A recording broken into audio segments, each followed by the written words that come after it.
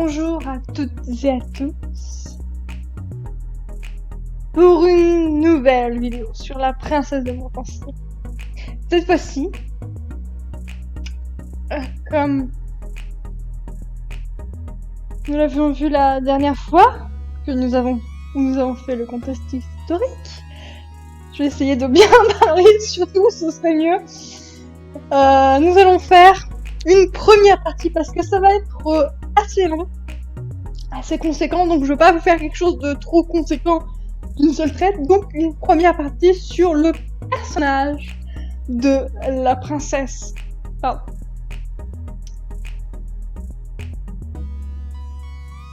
Voilà. Alors, comme vous le savez sûrement, ce personnage est un personnage une réelle personne qui a réellement vécu, qui s'appelle René d'Anjou-Mézières, mais on verra ça plus tard lorsqu'on fera sur l'histoire. Et là, nous allons plutôt nous orienter vers sa description en fait. Donc, dans un premier temps, allons sur la description physique. Chez Madame de Lafayette, on peut très bien repérer qu'il y a de nombreuses fois où l'occurrence belle ou beauté est répétée. Il y a environ une dizaine de fois, là j'ai plus exactement les nombres. Il y a 11 fois beauté, 9 fois belle et 3 fois charme. En plus de toutes ces hyperboles que Madame de Lafayette aime utiliser. Madame de Lafayette veut vraiment représenter une perfection physique, qui est d'ailleurs l'un des préceptes du classicisme et un canon d'écriture.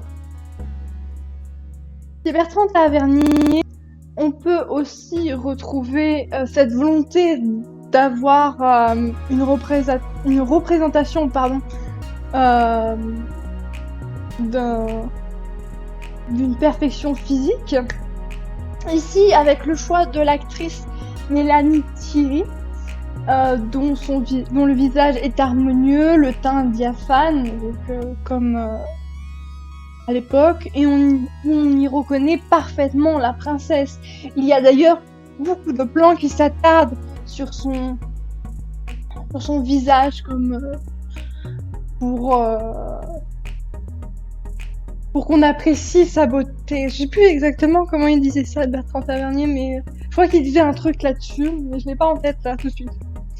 Et en plus de ça, bien entendu, il y a les costumes qui vont vraiment avec le teint de l'actrice Mélanie Thierry, réalisée par Caroline de Vivez, qui sont vraiment là pour mettre en valeur la beauté. On peut très bien voir qu'elle n'est pas non plus extrêmement maquillée. Le maquillage est assez naturel, sur tout le long du film. Ensuite, passons à sa perfection morale. Chez Madame de Lafayette, il y a la récurrence du mot vertu. Là, je crois que je ne l'ai pas compté, mais en tout, doit y avoir beaucoup d'occurrences. Et dès les premières pages, là j'ai mis la première, mais en fait c'est les premières. Madame de Lafayette évoque cette vertu. Ainsi avec le fait qu'elle agisse avec tempérance, sagesse. Madame de Lafayette en fait fait d'elle une honnête femme du XVIIe siècle, un peu le pendant de l'honnête homme, gentilhomme, même si à l'époque on ne disait pas trop. Si, je crois qu'on disait gentilhomme. Voilà, on dit pas tellement gentille femme, ça fait bizarre. Ou gentille femme. Cette vertu morale Shaban lui enseigne, même si elle la possède déjà quelque peu, lors de sa première année de mariage, comme on peut le voir avec Il l'a rendu en peu de temps, une des personnes les plus achevées du monde, autant sur le point intellectuel, donc les sciences, les arts, que sur le plan moral. Donc il a sans doute dû, même si c'est pas précisé, lui enseigner de la philosophie ou quelque chose dans le genre. Et Bertrand Tavernier, ce n'est pas vraiment la vertu qu'il a voulu représenter pour ce personnage, parce qu'en réalité, de nos jours, on s'en fout un peu de la vertu. Voilà.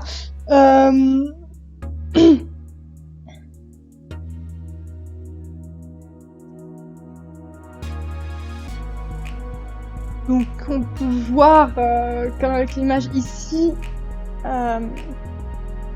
dès sa première apparition dans le film, qu'elle s'amuse à aller dans les buissons avec Guise, qui est le frère de son fiancé.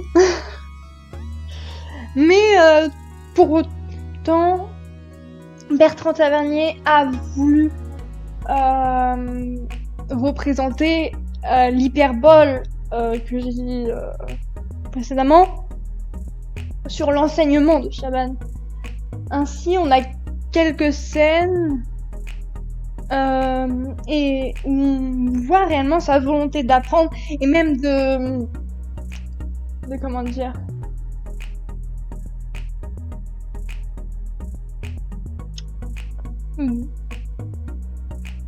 de savoir en fait, même s'il y a des choses comme le poème qu'elle n'aime pas, quand elle s'acharne, par exemple quand elle écrit le latin pour l'apprendre en fait.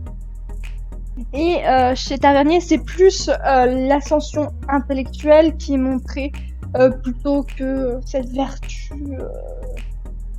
qui est une valeur lointaine pour nous en fait. Maintenant, attaquons-nous à sa relation aux autres. Avec Shaban, c'est une relation de respect, mais aussi d'amitié. Même si dans le livre, c'est pas beaucoup développé, c'est plus développé dans le film de Tavernier, et on verra ça plus amplement quand on fera le personnage de Shaban, après avoir fait la deuxième partie du personnage de la princesse, hein.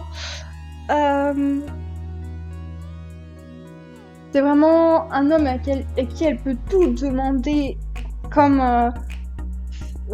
passer les lettres de Guise et faire passer les siennes à De Guise, par exemple, ou même faire venir De Guise à Champigny alors qu'elle a son mari dans la pièce d'à côté, quoi, ou dans les appartements d'à côté, je sais plus très bien où c'est réparti. Même si, toutefois, lorsqu'elle apprend les sentiments de Shaban pour elle agit avec froideur. Donc, je sais pas si c'est plus par respect pour lui, mais elle lui rappelle avec froideur son rang et avec qui elle est épouse, quoi. Mais qui est son mari? Ensuite, passons à sa relation avec le prince. Chez Madame Lafayette, c'est une relation de respect, mais d'inquiétude aussi. Une inquiétude d'abord première à cause de la guerre. On sait que elle s'inquiète pour lui. Alors qu'il est sur le champ de bataille et qu'elle est à Chantilly.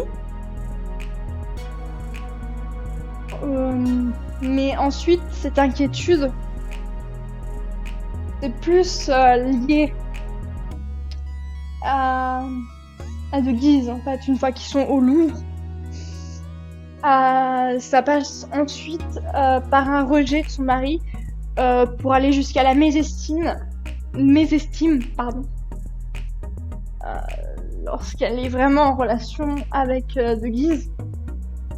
Puis à la toute fin, elle avoue sa honte de l'avoir trahi, en quelque sorte, de ne pas avoir respecté ses vœux de mariage, de fidélité, tout ça. Chez Bertrand Tavernier, il retravaille un peu leur relation dans une certaine évolution. Au début de son mariage, lorsque déjà on peut voir lors de la scène du mariage qu'ils ont l'air très heureux. Bon, en même temps c'est un mariage forcé, donc ça se comprend. Mais lorsqu'ils arrivent à Mont-sur-Brac, il lui demande « m'aimerez-vous » Et là elle répond « si vous me l'ordonnez ». Donc il y a toujours cette relation de respect parce que c'est son mari et ensuite lorsqu'il part en guerre, il y a toujours un peu cette inquiétude parce que c'est quand même son mari, hein. Voilà. Et contrairement à la nouvelle, là, Tavernier a décidé de nous représenter l'intimité des corps au retour de la guerre, qu'on peut voir un peu dans ce que Madame de Lafayette dit, comme quoi Chabannes lui dit quoi faire avec le prince à la princesse. Ensuite, ça redevient du rejet. Mais contrairement à la nouvelle, chez Bertrand Tavernier, on va plutôt sur un refus de la soumission au mari, qui est une valeur plutôt contemporaine, qui n'est pas du tout acceptable en ce temps-là, où elle décide quand même de partir loin de son mari, enfin de casser, je veux pas, de rompre avec son mari, on va dire, pour De Guise. Et ça, c'est vraiment quelque chose de contemporain, donc je vais pas le répéter encore 36 000 fois, mais vous comprenez, c'est pas du tout, même pas les valeurs du temps de Madame de Lafayette. Ensuite, sa relation avec De Guise. Chez Madame de Lafayette, bon, bien sûr, il y a quand ils sont jeunes, hein, il y a leur passion quand ils sont jeunes. Ensuite, avec la scène de la barque, il y a le refus et la froideur, ainsi que le séjour à Champigny avec Anjou et la troupe d'Anjou. Ensuite, il y a aussi la culpabilité liée à la faiblesse qui l'entraîne malgré elle vers la passion. Et chez Madame de Lafayette, c'est vraiment quelque chose très janséniste, je vais dire, que la passion entraîne la mort. Héros et Thanatos, quoi. On a encore cette mort liée à la passion. C'est Tavernier. Bah, comme il essaie quand même d'intéresser, on va dire, les plus jeunes, même les plus vieux, c'est pas trop leur valeur, tout ça, toutes ces valeurs issues de la nouvelle, il va retravailler. On peut voir très bien que la princesse est toujours entourée d'hommes. Il y a rarement des plans où il n'y a pas d'hommes, en fait. Surtout quand il y a le prince, en fait.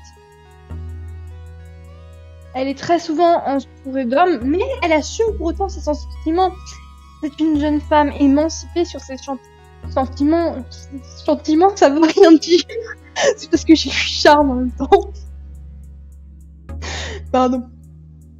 Elle est tout le temps entourée d'hommes, en plus du fait qu'elle a du charme, qu'elle a une beauté irrésistible, on va dire, et qu'elle est intelligente.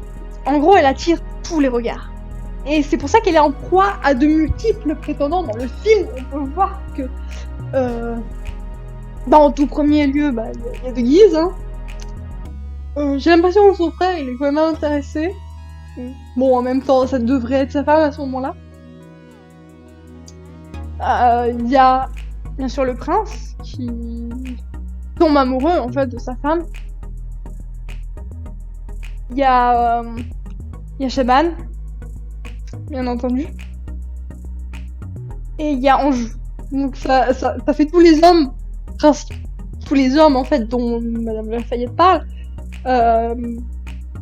Ils sont vraiment très présents autour d'elle en tant que prétendants.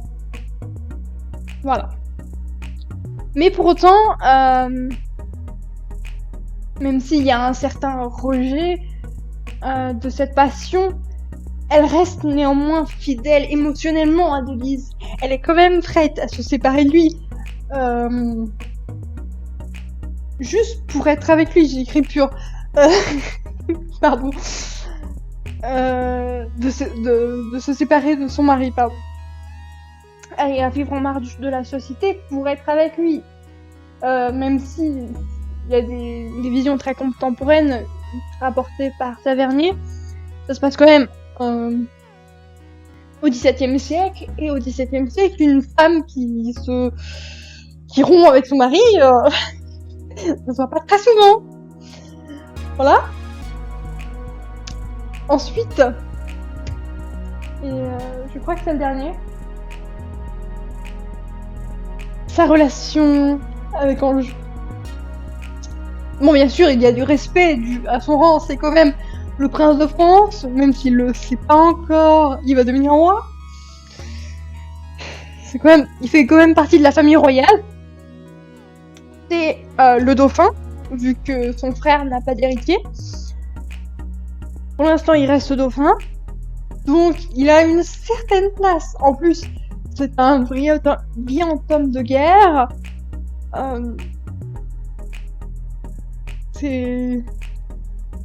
Donc, c'est sûr qu'il y a du respect. Malgré sa galanterie insistante, bien sûr. Il est un peu lourdingue, hein. Pour dire vulgairement.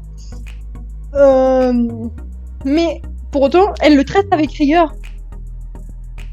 Et chez Tavernier, bon, bien sûr, elle a toujours l'indifférence, mais contrairement à la nouvelle, Anjou joue plus avec le pouvoir. Il fait peser quand même son rang au-dessus d'elle. Voilà. Et même si j'ai pas fait de truc là tout de suite, aux autres quand même, avec l'ensemble des gens, tout le monde dit chez Madame Lafayette, même si c'est pas vu chez Tavernier, que c'est une agréable rencontre. Il y a pas de louange sur elle, beaucoup dû à sa beauté quand même. Donc voilà. Alors nous finissons là-dessus sur cette première partie vidéo. C'est pour ça qu'on a l'impression qu'on coupe un peu, parce que là j'ai pas fait de petit bilan, parce qu'en fait ça vient avec la suite. Donc on coupe là et on se reprend sur une deuxième partie sur son personnage, et après j'essaierai quand même de peut-être condenser pour les autres personnages, mais après il y a moins de choses à dire, donc voilà. Alors je vais vous dire au revoir. Si vous voulez savoir les autres vidéos qui vont sortir, n'hésitez pas à vous abonner, bien sûr. Alors, à la prochaine fois.